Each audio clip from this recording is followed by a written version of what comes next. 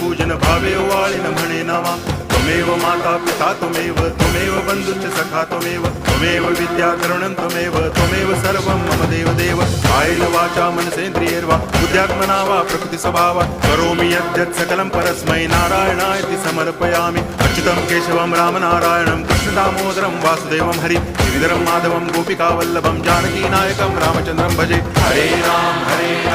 Ram Ram